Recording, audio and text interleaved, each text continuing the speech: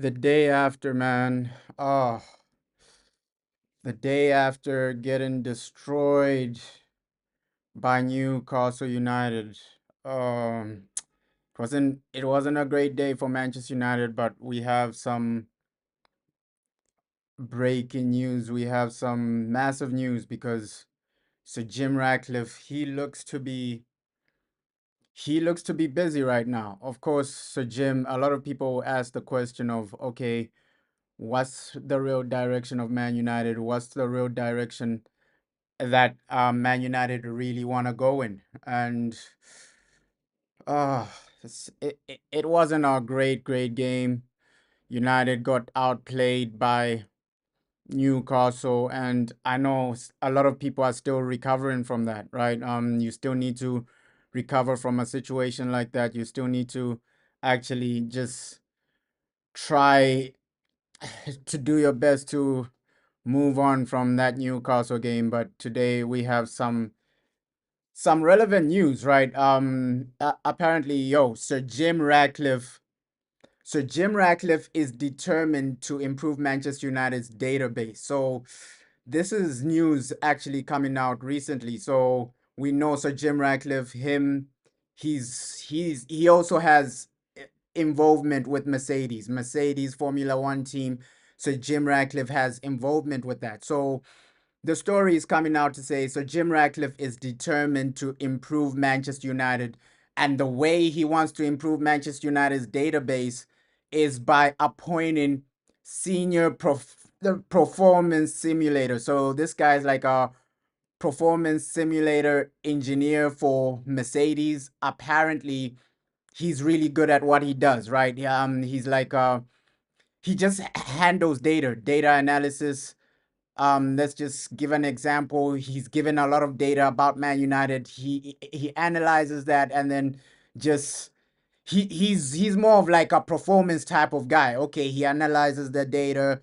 He does that for Formula One, Mercedes Benz. He's the senior performance simulator. So this guy, his name is Michel Sansoni.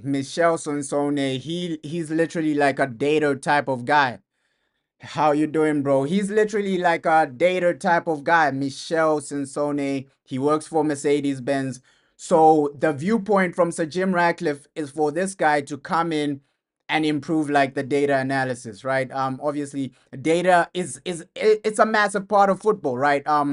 Every club is using data, every team is using data, and it's a massive part of football. So this guy, he's literally the senior performance simulator, right? He's a performance simulation engineer. So he does all that data type of analysis. He covers everything like that. So the viewpoint from Sir Jim is okay, let's get this guy in. It might improve Manchester United. So he's in advanced talks. We know Sir Jim, him and Mercedes, they are really close. So this will be a crossover from sports. It'll be similar to the Sir Dave Bresford appointment. Sir Dave Braceford, that guy, he came in from another sport, right? We know Sir Dave Braceford, that guy, he came in from another sport. Of course, we're not hearing too much of Sir Dave right now, but it's a similar appointment. Okay, somebody from Mercedes, somebody from Formula One to do the data analysis. So it looks like, so Jim, he's trying to just improve like the background, right? The background of Man United, the data analysis. We've seen so many people actually get fired in the past six months. So guys like this are a massive appointment. So he's gonna deal with a lot of data analysis. We know even the data for why players are getting injured, right? We can see why are players getting injured. So that data is also gonna be useful, right? Why are these players getting injured? We saw another injury yesterday, Joshua Zerski, and they is an update on Joshua Zerski. It looks like his injury might be serious as well. So yeah, you just need to analyze some of this data.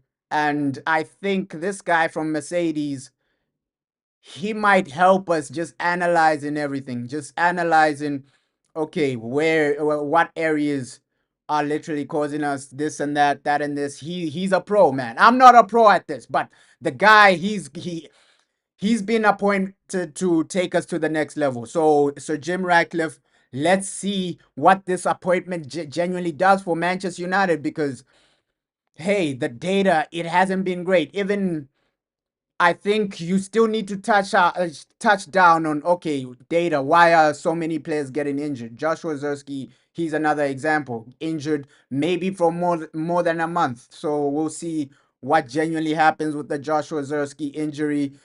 But hey, Sir Jim, I we're just hoping for stability at Manchester United. I think most fans, they want some type of stability. They want some type of progress, right? If that means appointing people from Mercedes to improve your data analysis, to improve the way you operate behind the scenes, then go ahead and do that. But so Jim Rack, he looks to be hands-on, and a lot of news coming out that, hey, regardless of what happens, Ruben Amorim is gonna stay at Manchester United. So regardless of what happens, the man will be back, right? We can lose every game until the end of the season. He's still gonna be the manager of Manchester United. So Sir Jim Ratcliffe is fully backing Ruben Amorim, and those are the reports as well. So obviously, reports like this will come out. A lot of reports like this will come out after a loss, after a defeat, and fans, they just want clarification of, okay, what's actually gonna be the future of Manchester United, right? We're also hearing some news of Manchester United believe they can hand Ruben Amorim 200 million pounds, right? 200 million pounds for the summer transfer window. So this is major news coming out. So apparently Ruben Amorim, he's gonna be given 200 million pounds to spend in that summer transfer window. But the report also went on to say, hey, this might come out from sales of guys like Rashford, right? Marcus Rashford, they're trying to sell him for like 50 million. Jadon Sancho, they're trying to get at least 25 million for Jadon Sancho. And Anthony, they're trying to get at least 30 million pounds for Anthony.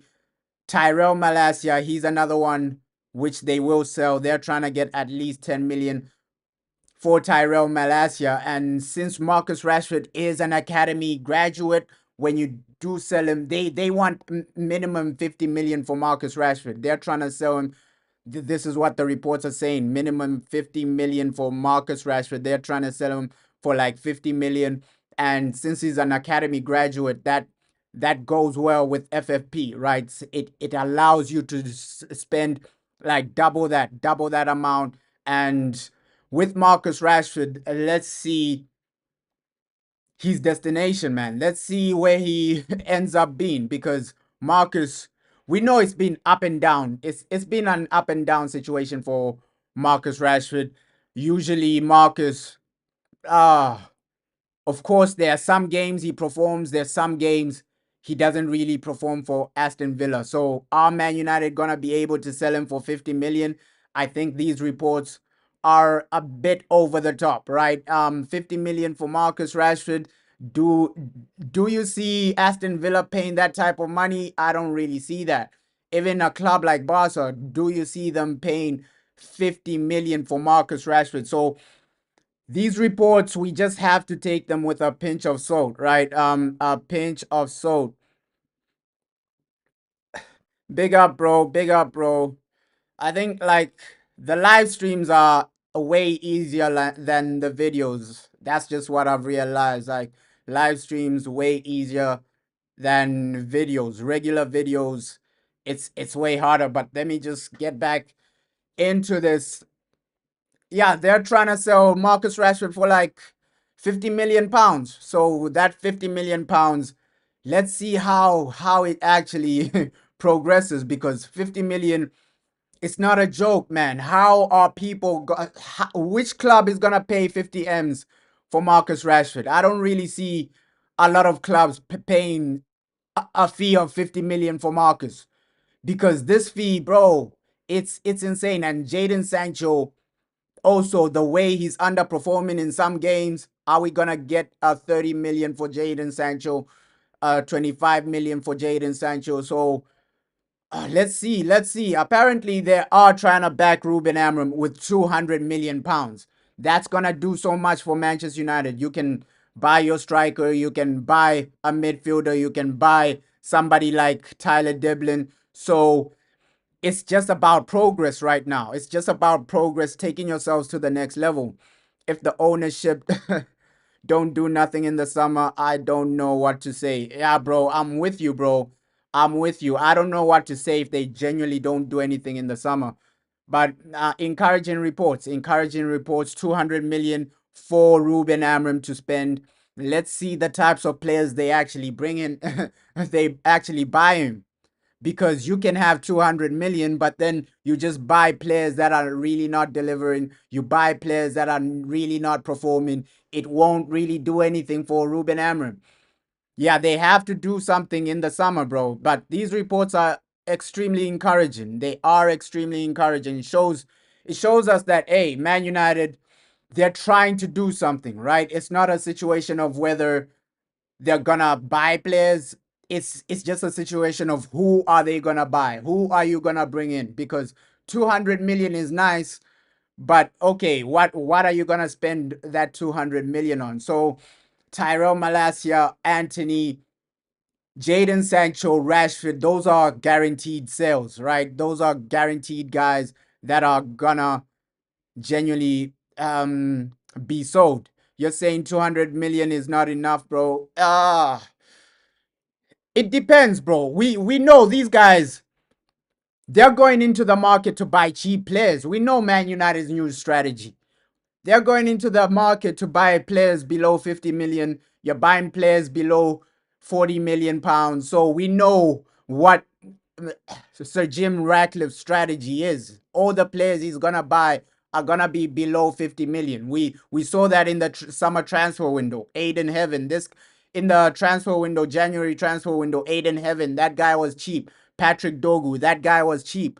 So we're not gonna be spending 100 million on one player, bro. So that 200 million is just based on who they're going for. Somebody like Tyler Diblin, that guy will be like 30 million pounds. So they're not going out there spending a lot of money, bro. They are not going out there spending like a lot of money. I don't even see them paying for a player that costs over 80 million, that costs over 40 million, sorry. Like, we know the strategy from these guys, man. They're moving like cheapskates. So we just have to accept it as fans, bro. Yeah, with Rasmus Hoyland, we'll see what what genuinely happens with Rasmus. And I think Rasmus might be another sell that may help our transfer window, because of course you're gonna sell guys like Rashford, guys like Sancho, guys like Tyrell Malacia. And I agree with you. Maybe 200 million won't be enough, especially for this type of market, right? But we know the types of guys they're chasing for, right? Somebody like Ryan Cherky, that guy is 25 million pounds. Somebody, you're saying no title coming next year. Yeah, it's gonna be hard for us to win trophies next year. I think right now they're just focused on, hey, let's buy players to stabilize the club. Let's buy cheap players to stabilize the club. We know even Delap won't be expensive. We know the players that we are chasing, guys like Delap won't be expensive. Maybe if you go for somebody like Osimhen, he might be expensive, but Delap, we know Delap, he's their main guy. He's their main target, Delap. So guys like Delap, guys like Tyler Diblin, these guys will cost below 40 million. So a 200 million budget for Ruben Amorim, I think based on the targets they're going for, it will be enough. It will be enough. But personally, I'll give the guy a bit more money, but we know we're going for cheap signings, affordable signings. We're not going to go for anyone over 40 million in this transfer window. It's going to be cheap, affordable guys that are genuinely just there to stabilize us, genuinely just there to improve us, but not win us a league. So with Sir Jim, he's up and down. We never know what to expect from Sir Jim Ratcliffe, right? The man is up and down. I'm not fully convinced with Sir Jim Ratcliffe. He still needs to do a lot for me to say, okay, this is the man that can take us to the next level. This is the man that can genuinely help us improve as a club. So Jim, let's see. And the Tyler Diblin situation, it looks like Chelsea are now favorites, right? There was some reports saying, yo, sorry, not Tyler Diblin, the Delap situation. It looks like Chelsea are now the favorites for Delap. We know that, hey, Man United are chasing Delap, but now reports are coming out to say, yo, Chelsea are the guys that are favorites. He wants to go to Chelsea more than he wants to go to Manchester United. He says, okay, Chelsea, that's where he's gonna get more wages. Chelsea, that's where he might have like a better stability, and they've offered him more money, this and that. And with Man United, are you gonna offer Delap more money than Chelsea, a bigger salary than Chelsea? That's not really gonna happen. So with Delap, it is a situation of he's genuinely gonna choose Chelsea over Man United just based on the salary, based on the money, and that's what happens when you lower down your wage bill, right? Some players they only want money. Obviously, Delap, he's on the come up. He's gonna view Chelsea and say, okay, Chelsea, they got more cash, they got more money. Let me go there and just improve myself and take myself to the next level because for sure, Delap, he's not a horrific player. Far from horrific, but we can see that yo, Chelsea, they are the guys leading this race now. So realistically, Man United, your target is probably Osimhen now, right? If Delap doesn't work out, it's probably an Osimhen situation where you have to pay his release clause because Chelsea, it looks like Chelsea are gonna get Delap. We saw the situation with Quenda. Quenda, he's gone to Chelsea. He apparently he rejected United, right? We heard a here we go from Fabrizio Romano a month ago about Quenda going to Chelsea. So it might be the same situation with Delap. Delap might reject Man United just because Chelsea they're gonna offer him bigger wages, man. Those wages they talk to a lot of players, man. That money Chelsea are gonna give you, a lot of players want that type of money. A lot of players want that type of cash. So Chelsea, they're out here spending the cash, spending the dough, and that's what a lot of players really want. So it's gonna be hard for Man United to compete with other teams if we don't get Champions League. That's why it's so important to win Europa because even somebody like a Tyler Diblin, eventually money is gonna be a factor, right? Money and Champions League is gonna be a factor. Somebody like Tyler Diblin, you go to Southampton, one, you gotta pay his transfer fee, two, you gotta pay the demands and the wages he wants. We can see the situation with Kobe Mano. Kobe Mano, he wants a higher wages. So they're still in negotiations with Kobe Mano, but wages are a massive factor, bro. Wages for current players, they are a massive factor in whether you you get the player or not. Wages, massive factor, and we have to agree that Chelsea are willing to pay more wages than Man United under Sir Jim Ratcliffe. With United, we're not really gonna pay somebody like Delap over 100K a week. But Chelsea, they're gonna pay him over 100K a week easily. So Delap, it looks like he might be going to Chelsea. So it might be an Osimhen situation. With Osimhen, it'll be the same thing, right? The guy will want high wages as well. So we'll see what happens in the summer transfer window because it's gonna be just about money, man. Money and wages is gonna determine our transfer window. But we'll see. We'll see. Somebody like Ryan Cherky, yes, Ryan Cherky is 25 million, but his wages as well.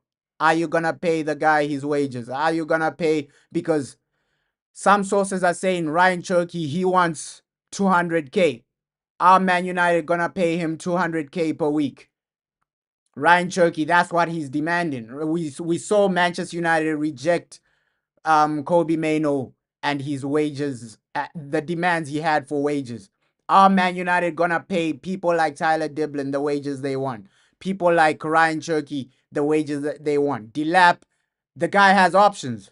So if Chelsea are offering him more wages, he's obviously gonna go to Chelsea. So it's gonna be hard with this wage structure. I agree with the wage structure, lower down the wages, but it'll also make it harder for us to bring in players because some players they have options, man. It's not like it's only Man United chasing somebody like Delap. Delap, he has several options, and the other options they're offering him more money.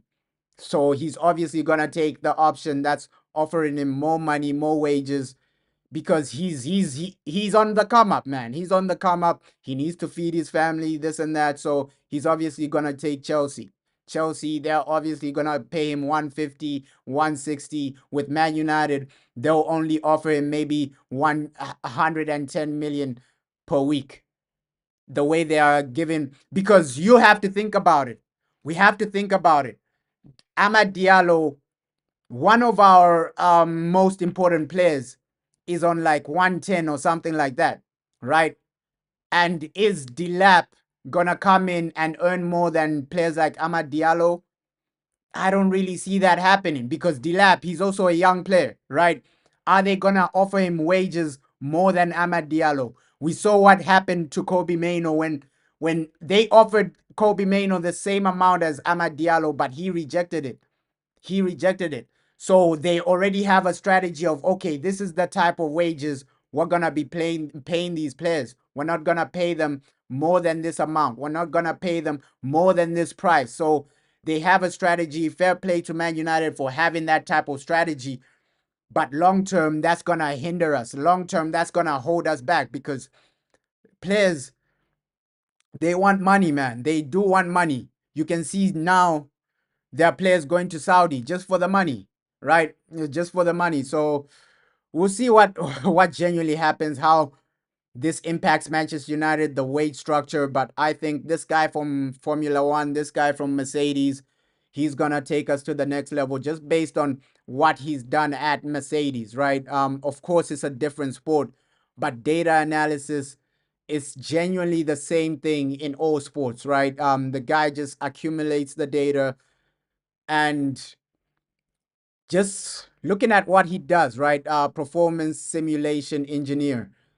That's the same thing in almost every sport, right? They do almost the same type of job. Obviously, in Formula One, it's a bit more advanced, but it's almost the same thing. You just collect data and then analyze it and come up with an outcome. Okay, this is what I found from the data I've collected. This is how we can improve in this type of area. So he's genuinely gonna come in and improve us. I think that's the major positive this week. If you bring in this guy, he's gonna he's gonna take us to the next level because we've seen, okay, a lot of the people in the board, it they're below average, man. That's why I was happy when a lot of them got fired. A lot of them got fired because we can see in the past 10 years none of them have been delivering. It's the same type of things. It's the same type of, and with Sir Jim Ratcliffe, obviously the next step is to improve the medical team as well, right? Because our medical team, you can see, okay, you have to question the medical team as well because what's really going on? So many injuries, so many outlook. Altai Bindia, this guy barely plays games, but he got injured. What's really going on at Man United? So medical team, I think that's the next step. So Jim Ratcliffe needs to look at that, but getting in data analysis to take us to the next level, that's a massive step, man. Fair play to Sir Jim Ratcliffe. I think this is a move that can at least help the players improve, help United improve, and let's see the next step, man. Let's see the next step. You're saying if we get beaten in Europa, you fear for Ruben Amorim will lose trust in the fans. Yeah, we'll see, bro. I don't know how fans are actually feeling about Ruben Amorim. It's a mixture. It's a mixture. Some fans are losing patience. Some fans are just saying, okay, let's see what he does in Europa. Okay, if he doesn't win Europa League, that's when I cut the plug. That's when I'm done with Ruben. Some people have that mindset. Some people have the mindset of, okay, let's see what he does with his own players, this and that. So it's a mixture of feelings about Ruben Amorim. Some people are saying, no, no, no, no, let's drop him right now. Some people are saying, okay, a fair play, Ruben Amorim, you don't have your players. Let's see what you do in the summer. But we know, his record is not really the best. Apparently, Ruben Amorim has only won like 6 games in the Premier League, and 3 of those games are against relegation sides. So it hasn't been great for Ruben Amorim. It hasn't been great, but it looks like the board are gonna back him in the summer transfer window. It hasn't been the best for him, but 200 million pounds is gonna be budgeted to Ruben Amorim in the summer transfer window. So encouraging signs, encouraging sights. Let's just see. At least next season, when he does have his own players, there are no more excuses for Ruben. That's when it's time to deliver. Let's hope next season he starts well. At least next season, we should be in around at least above top four, right? Above top four, at least still in the title race by January. Then I can say, okay, fair play to Ruben Amorim. But if next season is the same situation as this season where you're just losing games, losing games, losing games, then I think they will fire him. But right now, he has the full backing of Sir Jim Ratcliffe. And Omar Barada. Omar Barada is the guy that literally wanted Ruben Amorim. We saw the interview of Omar Barada when Ruben Amorim joined. The way he was talking about Ruben Amorim, like this man is a god. Oh, I can't wait. I can't wait for Ruben to come in. He's gonna transform us from minute one. But it genuinely didn't happen. Ruben didn't transform us from minute one, because when Omar Barada was talking, he was saying, okay, we made this decision to save the season, right? That was what the man said. Those were the quotes. We made the decision of firing Eric Ten Hag to save our season.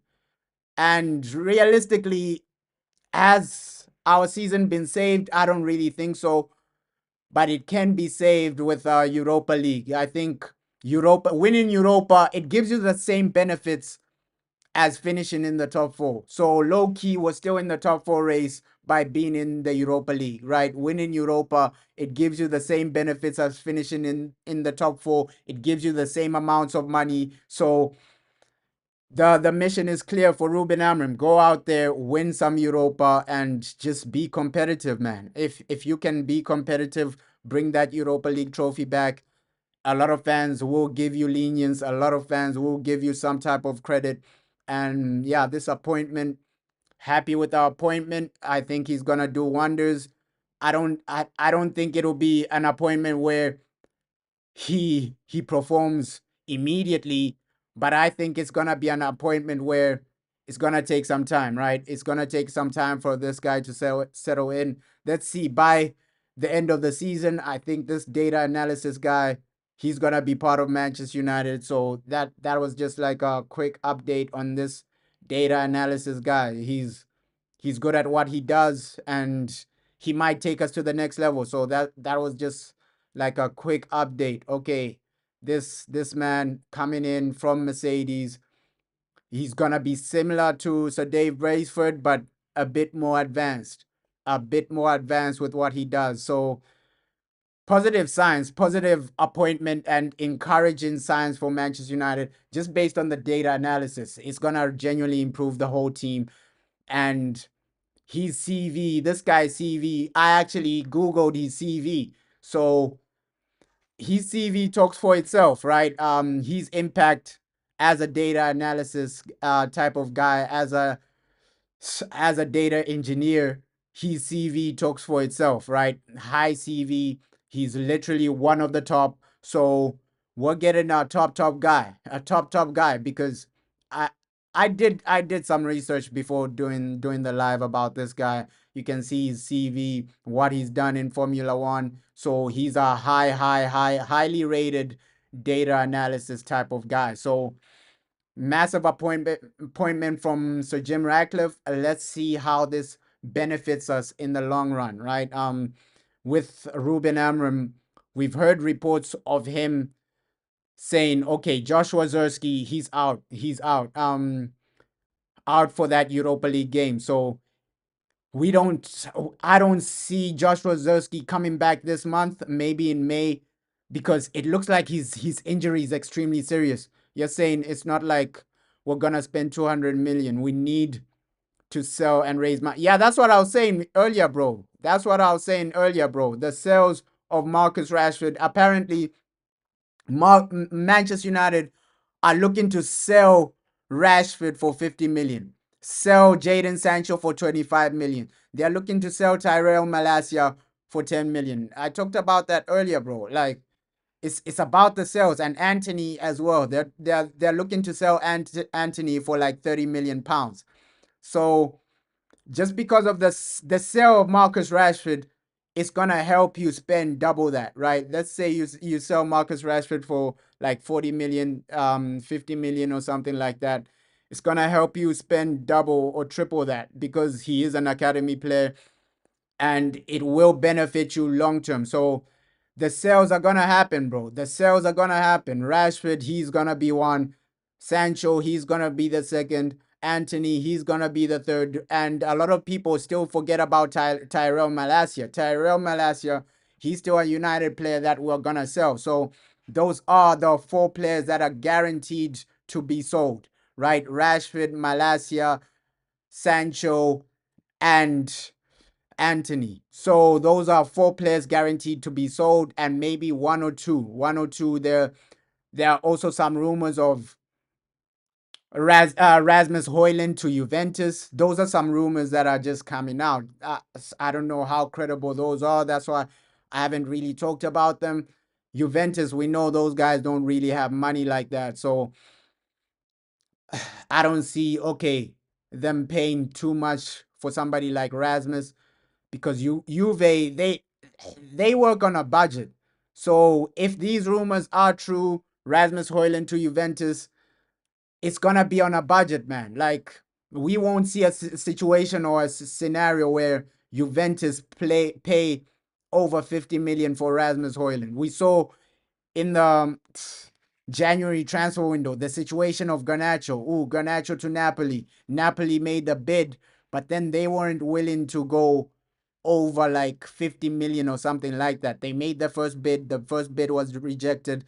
And then that situation carried on and on and on and on. Let's see. Will Napoli come back for Garnacho? And even January, somebody like Chelsea, they were going for Garnacho. So there'll be other players sold, bro. It's not a situation of, oh, Man United won't sell any players. Even somebody like Casemiro, he might be sold as well. So we have a lot of players on the list that we will sell. At least two players that are guaranteed to bring us money is probably Anthony and Jadon Sancho. That's guaranteed that at least those guys will have clubs that are willing to pay their price tag. But Marcus Rashford, let's see how many clubs are gonna pay 50 million for Marcus Rashford. Even Tyrell Malacia, at least Tyrell Malacia, he's guaranteed that, okay, there are some clubs that will pay 10 million for Tyrell Malacia.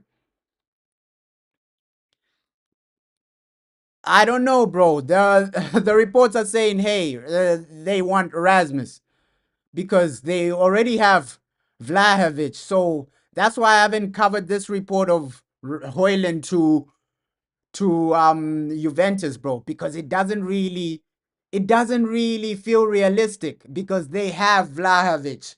Why would they bring in Rasmus Højlund? That's why I haven't really done a video on this Rasmus to Juventus. I think some of these reports are just fake news, man, fake news. So that's why I haven't really done a report of, okay, Rasmus Højlund to Juventus. It doesn't really feel realistic. They already have a main striker that's better than Rasmus. So why would they come in and pay over 40 million for Rasmus Højlund?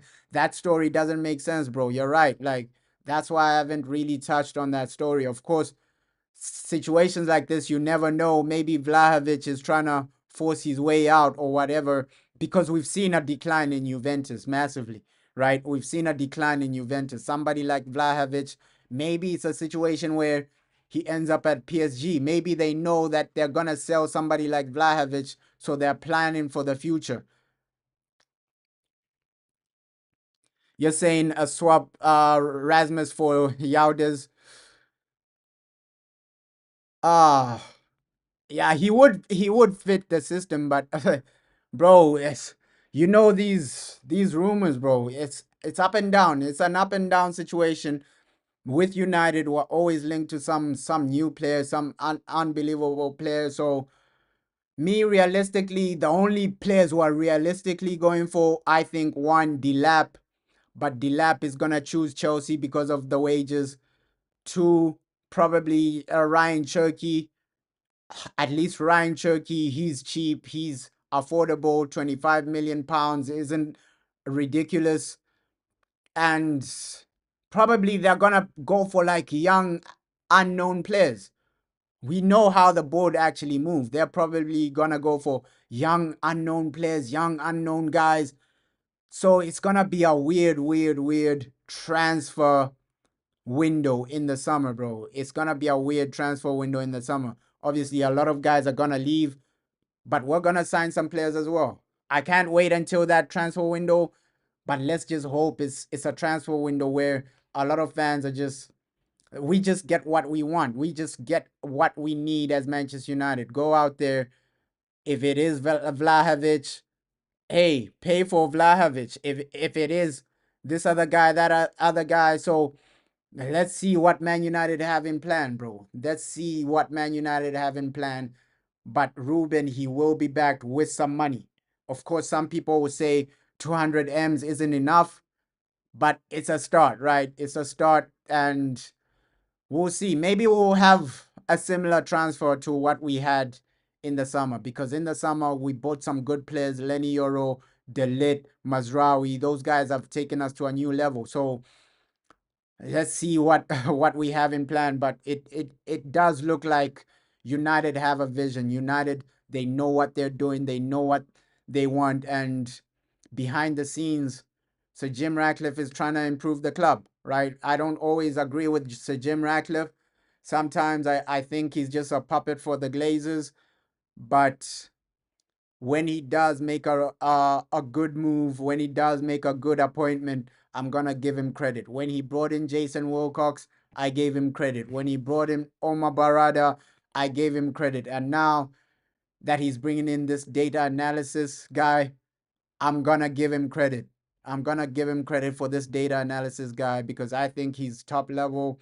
Of course, it's a different sport, but data analysis is the same regardless of which sport you're covering. So fair play to Sir Jim Ratcliffe for this appointment. When it is over the line, it's major. It's gonna improve the team all around, and it hasn't been the best season for United, but let's hope next season these guys have a plan to get us back to where we need to be, right? Because a lot of situations at Man United haven't been the best, man. And we're seeing a situation where, okay, you have players, they're trying to reduce the wages.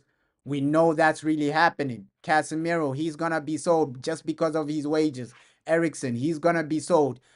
And lowering down the wages is good, but then the top players, that's what they want. They want that type of wage, right? If you go for somebody like Gyökeres or Cement, they won't want a wage under 200 M's. You gotta give them that type of wage.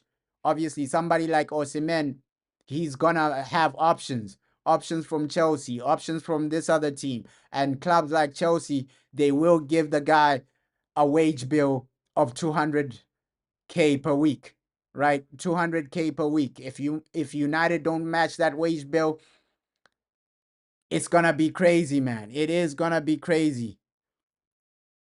Hey, shout out, bro. Shout out the Trinidad. Hey, let's just see what the vision is for the coming days. And yeah, that was just like a quick update on what Sir Jim Ratcliffe is getting into, right? Let's hope this man goes over the line. Data analysis. obviously what he does is really, really good. He's the senior performance simulation engineer. So let's see how long that takes for Manchester United to get this deal over the line. But I appreciate everybody that joined this live stream.